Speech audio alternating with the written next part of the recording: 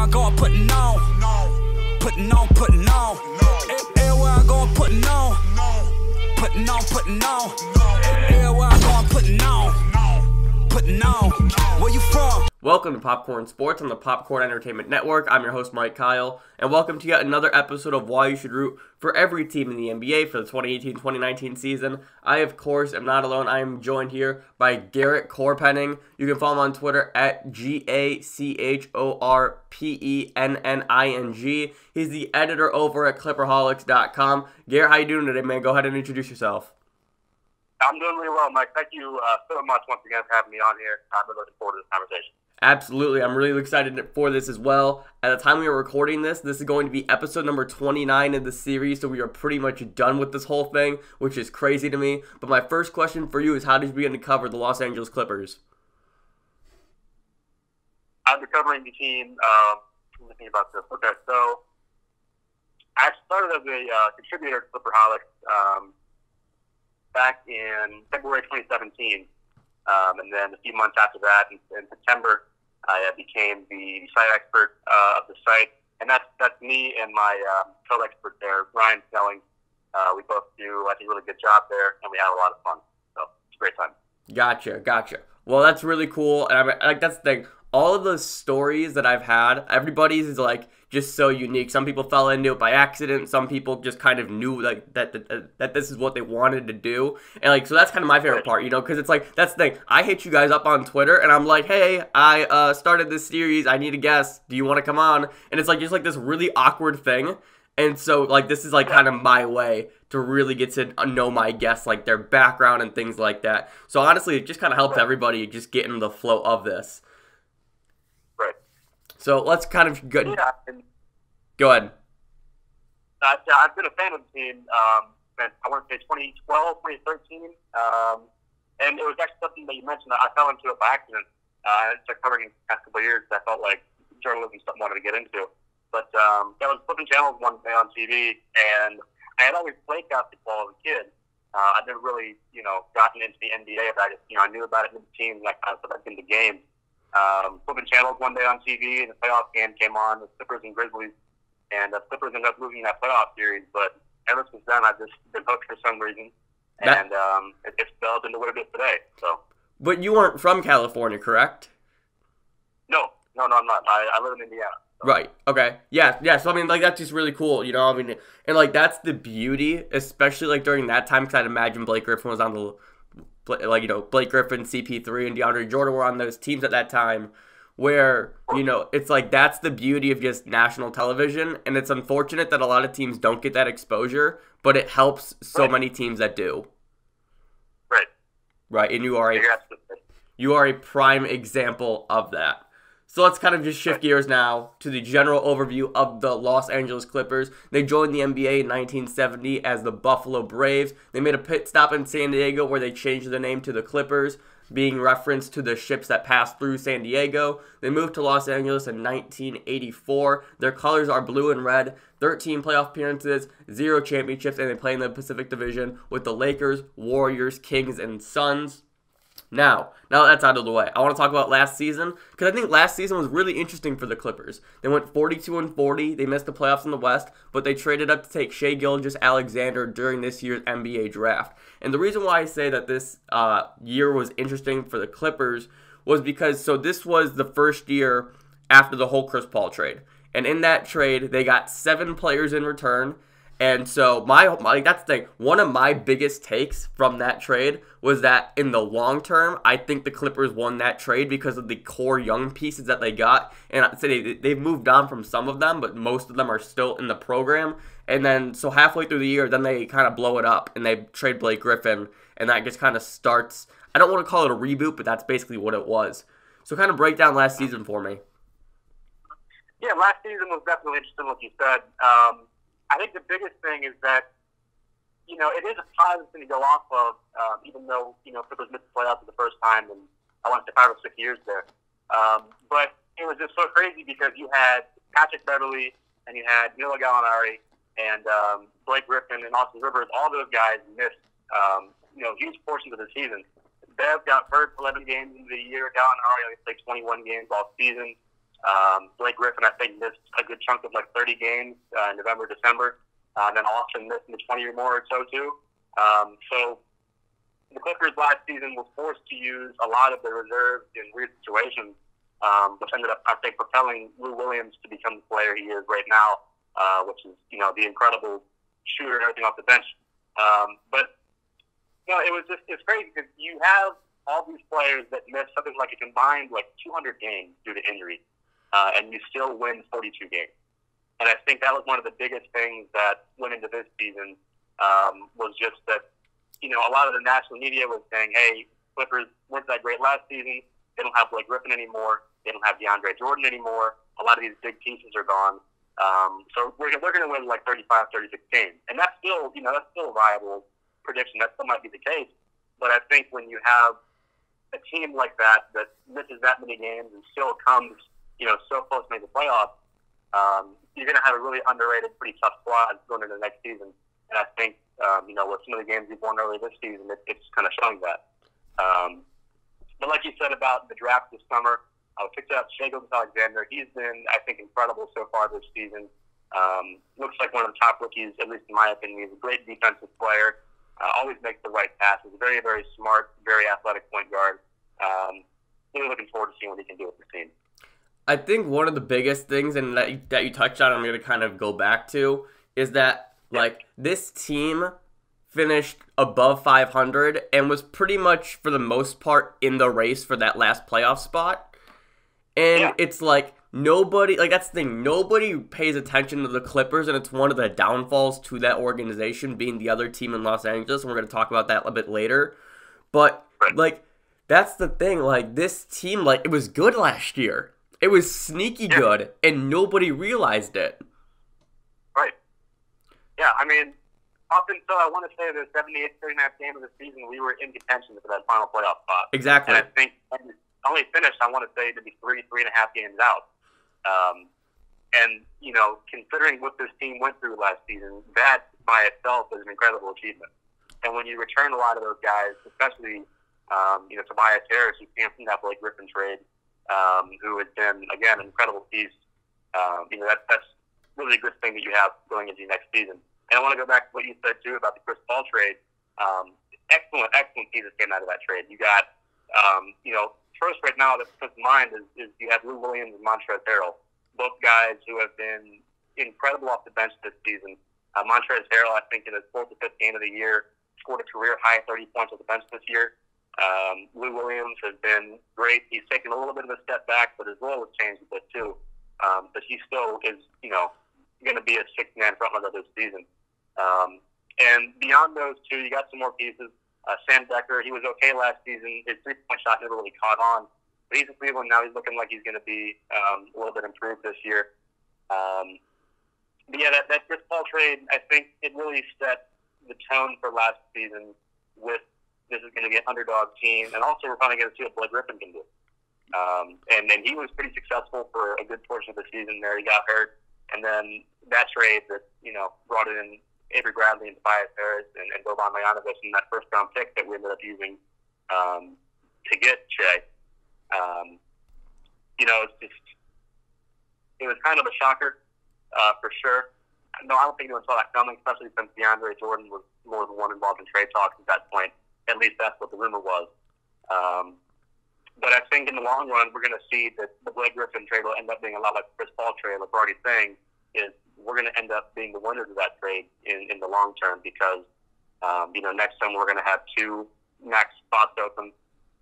We got another first-round pick out of that trade, which we used this year to get both those great players in the first round, and Shai and Jerome Robinson. So I think it really set us up to be in a good place in the next coming years. Right, and the other player in that Houston deal was Patrick Beverley, too. Of course, yeah. I forgot about that. Yeah, Pat was he was looking great last season before that injury happened. And this year, you know, he's still, it seems like he's getting into his rhythm still, but, you know, he's tough. He's very tough, and he's a great shooter, and he's looking the part of that again this year. Right, so let's kind of just break down this year's roster, even though I feel like we already just kind of did, but let's just take it all a step further. So Patrick Beverley, Tobias Harris, Shai Gilgeous-Alexander, Montrezl Harrell, who I love, Lou Williams, Danilo Gallinari, Marcin Gortat, Avery Bradley, Luke Mamute, and Boban Marjanovic, who is just one of the best fun players in the NBA for no reason other than the fact he's just a giant tower of a human. So just go ahead and kind of break down this roster, the pros and cons for this team. Just go ahead and take it however you want. Yeah, I think our starting rotation, which has been the same this season, it's been Pat Bev, Avery Bradley, and then you have Tobias Harris and Gallinari, 4 positions here. And you have Gortat down at center. And that rotation, I think, it's done well this season. It's looked a little better in the recent games because in the first 4 or 5 games of the year, you could tell Bev and Bradley were still a little rusty. Avery Bradley, when I didn't mention earlier, ended up missing a good 24, 25 games last season for LA because of a sports hernia surgery he needed after he played just 6 games with us last season. So that's someone else that, we were lacking last year and ended up having this year fully healthy. But you can tell, at least in those first 2 games, the rust was still there. And they're performing better lately. Bradley's had a few high-scoring games here lately. Beverly's been knocking down his threes. So it's been good to see that. It's a really welcome sign. And, of course, their defense, you can't say enough about that. They've been incredible this season. I read an article a few weeks back, or not even 2 weeks back, just last week, I want to say, about how good their defense has been. And I think to that point, they were holding starting shooting guards and point guards, which include they put the Rockets twice. You had Chris Paul once, you had James Harden once, you had Eric Gordon twice. And those are some of the players they've been against. And they were holding those guys to about 30% shooting from the field.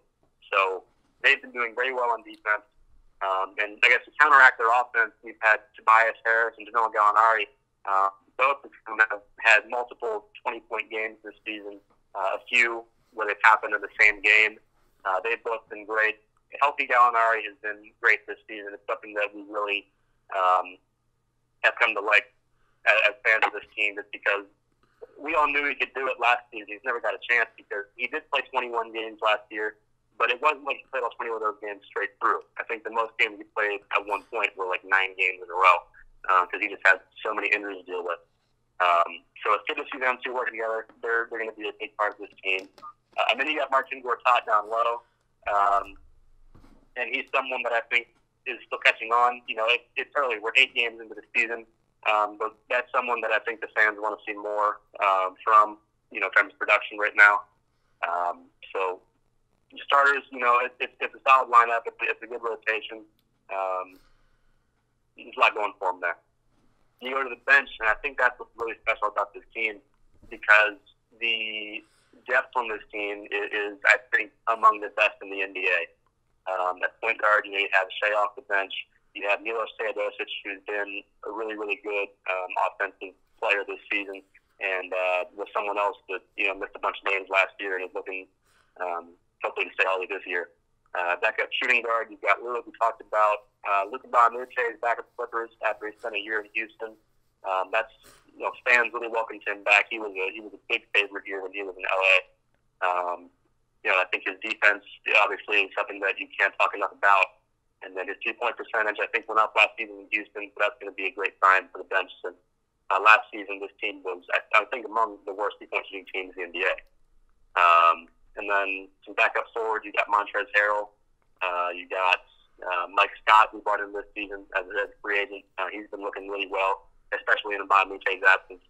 And then, of course, you have Doman, like you talked about. And he is as efficient as ever. He's looking really, really great.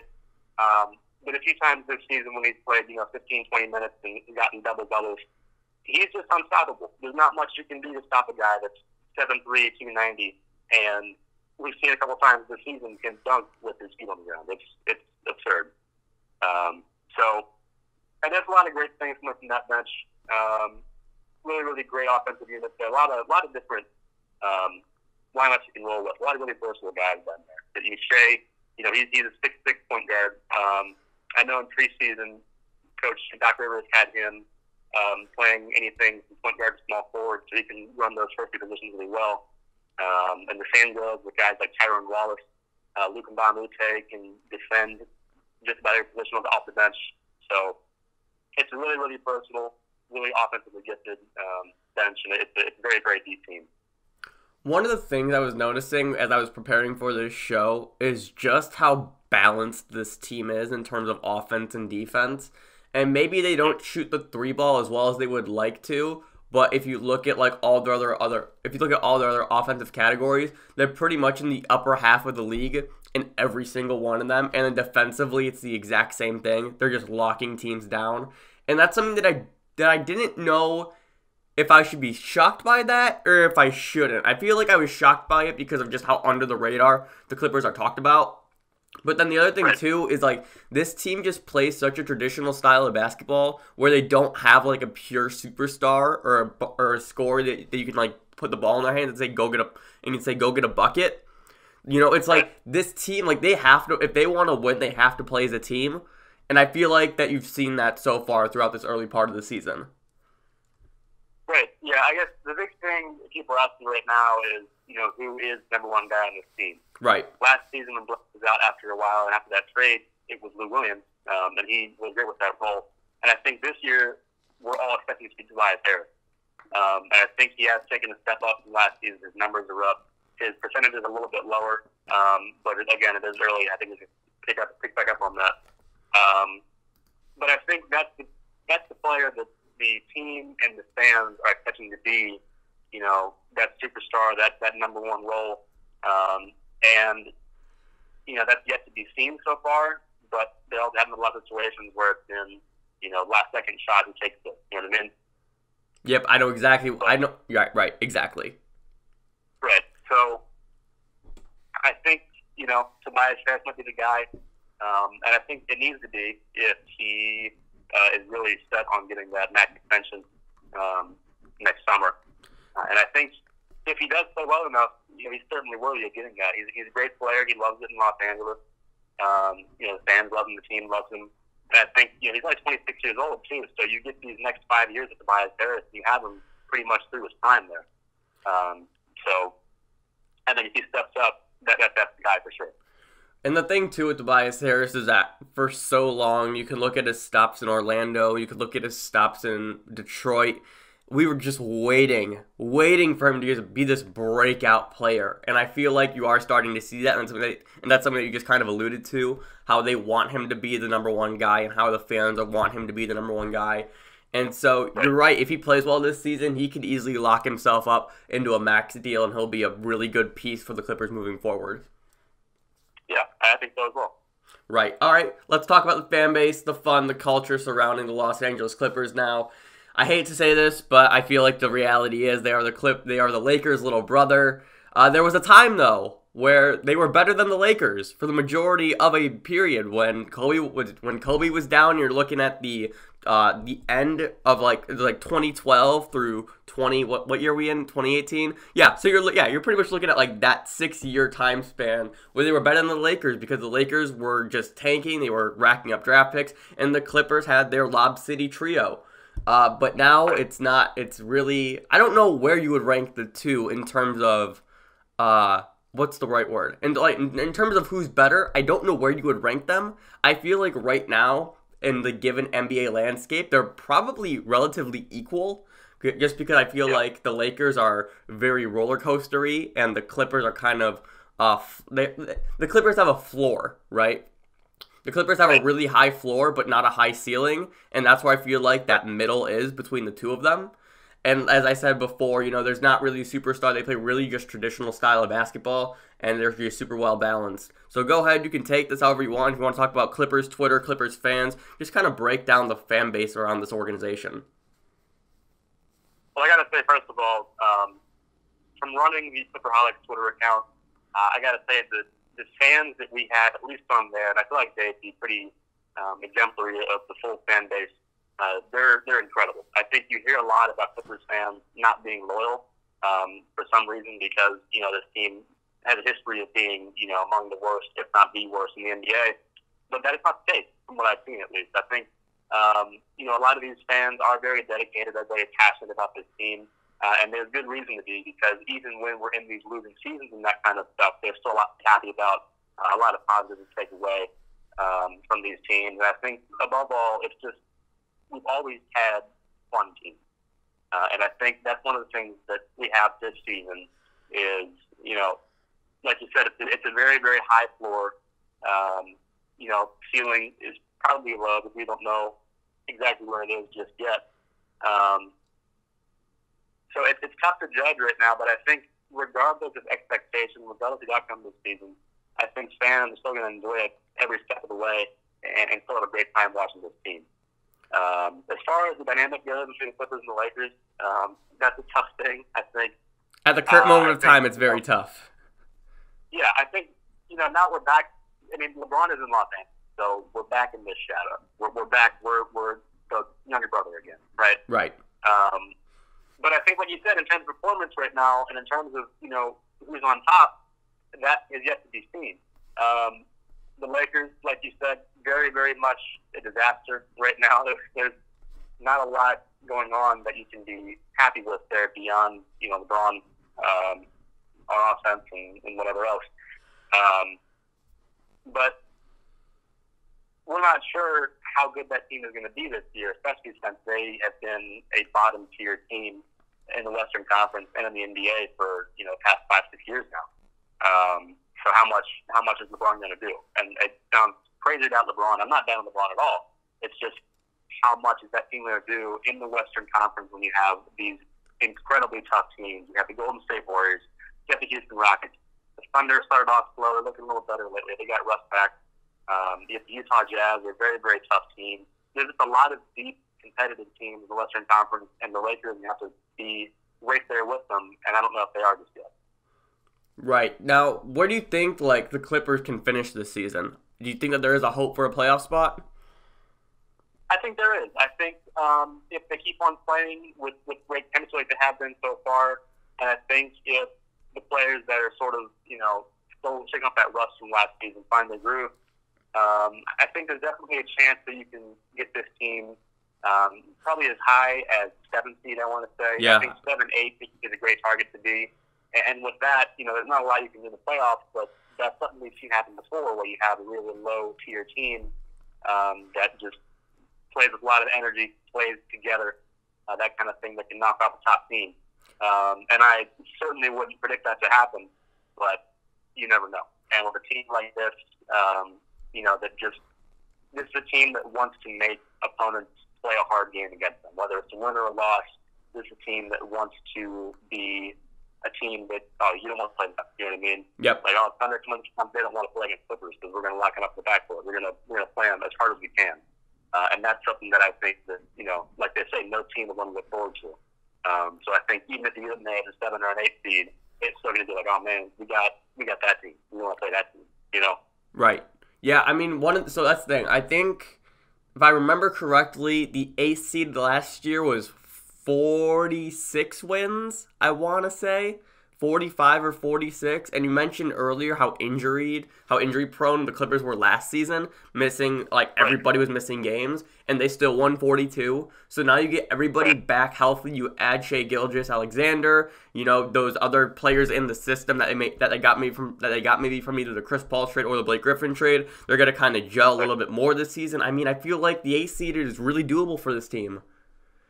Yeah, I think it's definitely within range, and I think that might be the goal. I think one of those fun playoff spots, and if you can surprise some people and you can get a little higher, then go for it. You know what I mean? Absolutely. This is a team that I've been talking about lately with some buddies of mine that I work with. We've been talking about just how, if we're serious about pursuing these top name free agents next summer, like Kevin Durant, Kawhi Leonard, and Jimmy Butler, and that kind of thing, you want to have a competitive team already.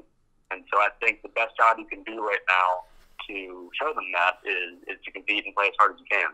And I think the record right now we're at 4-4, but I think that still shows that given the quality of teams we've beaten, this is a pretty solid team.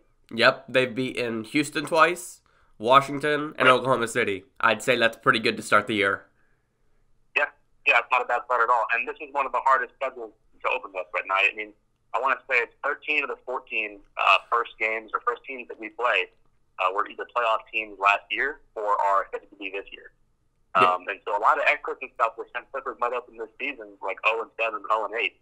And I think that, standing 4-4 right now after what you've been through is pretty impressive.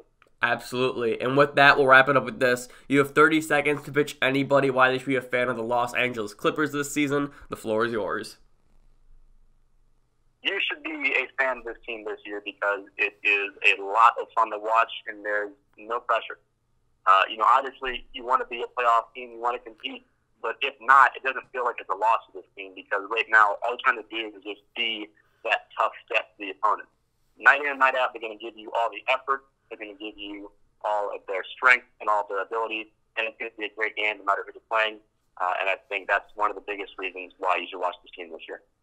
Beautifully well said, my man. Ladies and gentlemen, that was Garrett Chorpenning. Wait, Chorpenning. I did it again. Garrett Chorpenning. I messed up the notes in my note doc. Anyways, you can follow him on Twitter at GACHORPENNING. He's the co-site expert over at Clipperholics.com. Garrett, you got anything else to plug because I just botched your name? I think I'm all good, man. I think you got it pretty figured out there. Awesome. Hey, the links to everything will be in the description down below, so be sure to check out all of their work over there this season. And hey, if you enjoyed this video, be sure to leave a like and subscribe down below. We're doing this for every team in the NBA, and odds are we've already covered your favorite team, so be sure to look around for that. And with that, we'll see you next time.